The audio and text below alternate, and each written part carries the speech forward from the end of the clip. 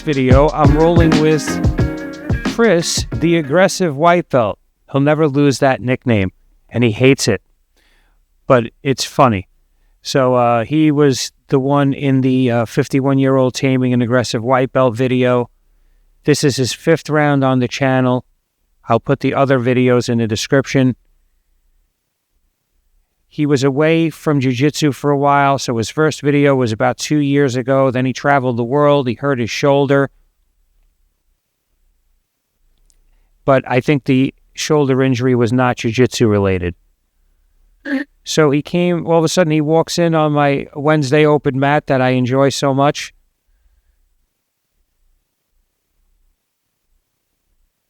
And I promised, and I always do this, but especially with him, that I'm always going to really try to help him improve his jiu-jitsu quickly.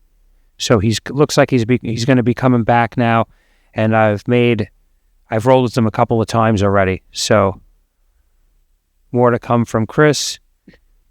This is the opening minutes of our round together.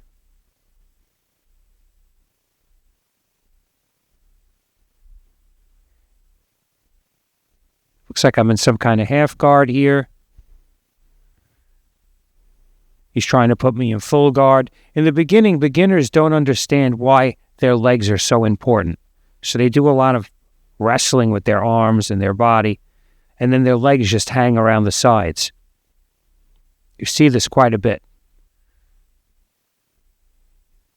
So normal people don't have any developed guard, essentially. Surprise, surprise.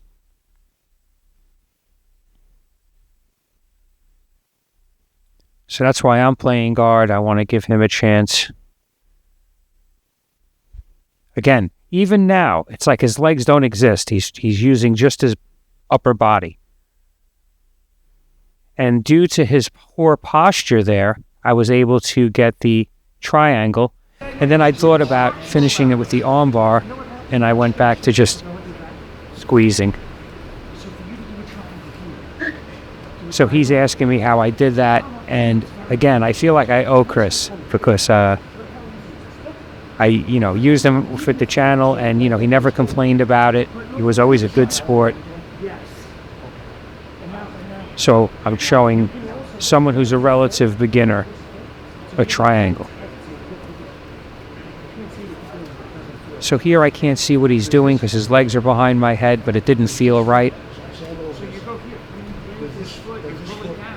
So now I'm going to just show him the position with nobody in it. And that's it. Grab your ankle and then bring your other leg over. If you don't grab your ankle, your opponent will just posture up. So you got to make that angle and grab the ankle.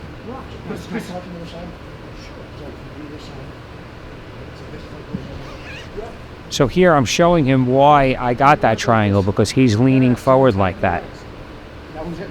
So he's making me look good. It's not because I'm a triangle master.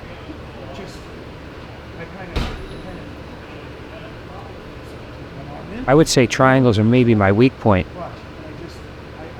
So here I've showed him how to take away that space, and I isolated the arm. I mean, I could just as easily finish with an arm bar from there, or I could turn his arm back into an Americana. But lately I try to finish with the proper mechanics of the triangle. I think I used to finish by switching to other submissions too much instead of learning the mechanics. So here I'm saying never just keep one arm in, because you'll always walk right into the triangle on even, a decent white belt.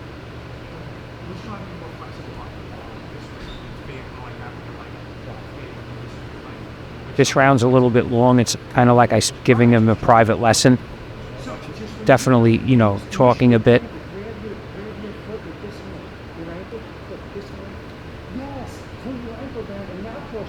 He has the athleticism to do. If I was in his body, I would never stand a chance. I'm behind your head. I'm behind you. Look. So here's the perfect example, in my opinion, of a triangle. Pull down on the head, otherwise he's going to posture up, lock it. Again, from the channel, now I'm realizing how to make jiu-jitsu more specific to my body, and triangles and darces and anacondas definitely accomplish that goal.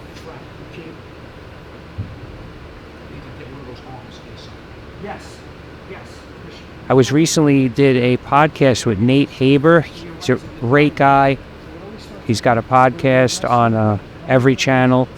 I'm going to have to put the link in the description. But it was a really interesting interview. So if you guys want to check it out, he's got a great podcast. He's had guests on there like Tito Ortiz, Stuart Cooper, and a lot of other people that I'm not familiar with their names, but they're all accomplished, intelligent people. That's why I told him, I says, he's lowering the bar to have me on there. So here we go, we're resetting, we're wrist fighting.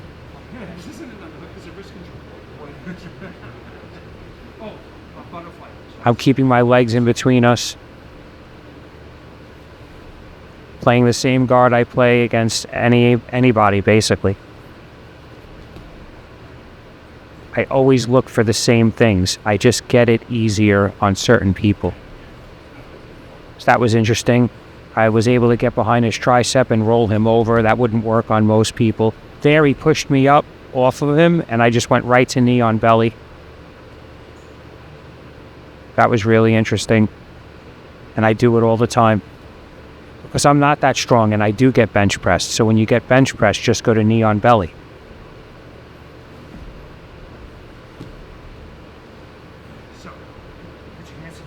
So here I'm showing him put his hands together, make an A-frame. Don't push just with one hand, push with both hands. You have to get my hip away from your hip by exploding with a hip bump and a shrimp, the most basic movement in jiu-jitsu. And I feel many times people don't do it the correct way. That was a right up the middle pass. I've been working a lot on that lately too. I was always a side-to-side passer. So there he did a nice job of escaping. I kind of took the pressure off him. And I'm showing, to me, that's the proper way. You want a hip bump, get the weight off you for a split second, and then shoot your hips away. Many people just hip bump and then their hips go right back to the mat and they get flattened and they keep hip bumping. It's like you're floundering. You're a fish out of water. So there, that was just a minor off balance. I talk about that a lot. Again, his legs have no connection. It's easy for me to just turn them.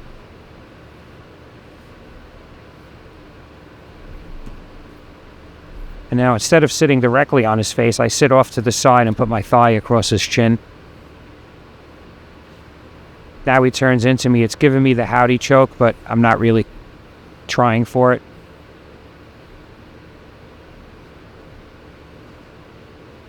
So he's bringing both arms in separately, which is not efficient physically.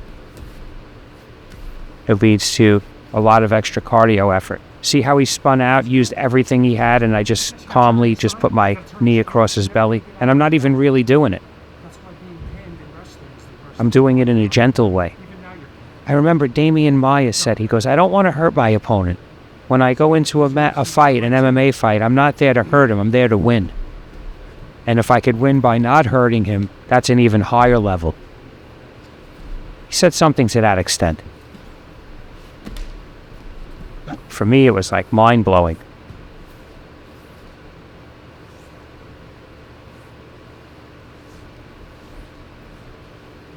So here I'm looking for the step over arm bar. He identified it. His two arms are stronger than mine, as you could see.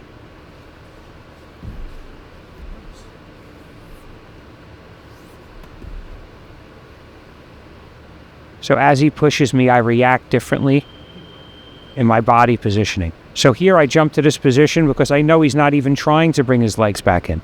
I'm giving him every opportunity to bring his knee up, to bring it back in. As you could see, it was very easy to just shuck it by. Now, he comes for at least, let's say, 2 months. In 2 months, if we make this video again, I promise you, it'll be a very different role.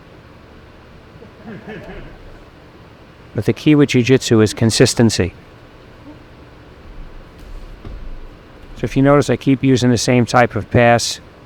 There I went to mount, and as he rolled, I just went to knee on belly. Knee on belly and mount to me is the transitional position.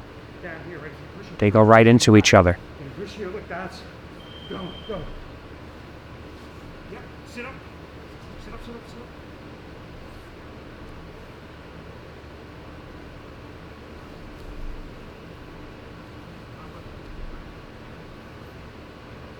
So I'm looking for like the arm drag. He feels it, but I keep using it. I keep wearing on him with it. Because as you can see what's happening, I'm going to his back. He realized that and scooted away. But that's my plan of attack. When I'm on my side like this, I'm looking for the Kimura on the right arm or go to the back with the arm drag on the left arm. Or I could arm drag the right arm as well. I mean, I go back and forth. So there I was looking to arm drag and take his back. And when he didn't give that to me, I just did the butterfly sweep. You can rewind that. There I jumped to like the Kimura, but I just wrist locked him instead. So I had the Kimura dead to rights, and then I just did a little wrist lock. There again, just a little off balance. It doesn't look like a lot, but it's enough to put my opponent on the defensive. And as you can see, I'm feeding the gift wrap. I'm trying to feed it, but then he put both his hands together in a defensive manner. See, again, he's using his arms separately. Even now, he's pushing with both arms at the same time, but when you connect them into an A-frame, they become twice as powerful, maybe more. So again, I'm trying to pass very incrementally, very slowly, even for a beginner. If he's a beginner, then I'm going to go even less.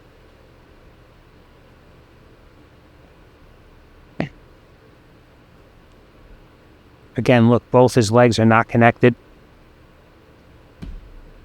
Here, I just flatten his knees. Whenever you can get somebody's knees together, they're a very weak position for them. Here, I dive for the Darce. So that was pretty cool because I started applying it before I passed the knee line. So I kind of dove for it. I knew that the angle his knee was on was going to allow me to slide by. So I went right to the Darce there. Again, not everyone's going to give you that, but I've done that on more experienced people. There's another butterfly sweep, right to mount. You know, I think also with this roll, you really see like more of what my game is. And it's basic, but effective, I think. So here I'm just doing like double wrist control. I'm just winning the grip fighting, not because I'm stronger than him. Here I'm giving him that because his knees and his legs are not climbing up my back. If he was climbing up my back with his legs, I'd be worried because I can't pull my arm out and get my posture. Here he has no control over my posture, so there's nothing he could really do. And this is a common mistake up until blue belt. I see this with people. Blue belts that don't pick, you got to climb your legs up your partner's back to break their posture when they're in the full guard. So there I just fell back for the ankle lock. I wanted to see how casual I could be about it. There again, just a quick off balance, side to side. I mean, this is what I do, you know, when I'm being successful. Doesn't always work on everyone. I certainly don't do this to everyone.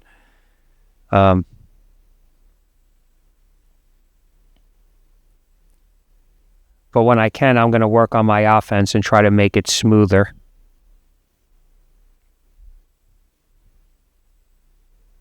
So here, when he pulls me forward with his hands, with his grip fighting, and then he puts his arms back and away, I put my hands on his biceps. Now it's really hard for him to come back from there. See, I just did it again. So all of this is really wearing him out. and is much less of an effort for me, as you can see by my facial expression. There goes Shahan. So we've been rolling now with some occasional instructional thrown in for the last 15 minutes. There goes Gil. I think I have a round with him coming up. Oh, and that ends the round. But thank you for watching. I'm going to put the videos of our prior rolls in the description, and I'm going to be trying to help him become, transition into a good, a reasonably good jiu-jitsu player.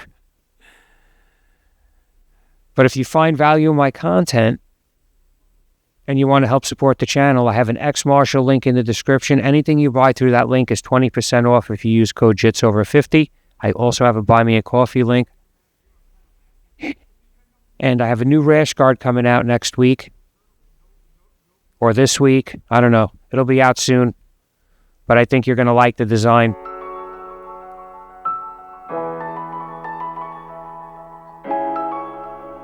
So thank you for watching. More to come with Chris. I look forward to documenting his progress.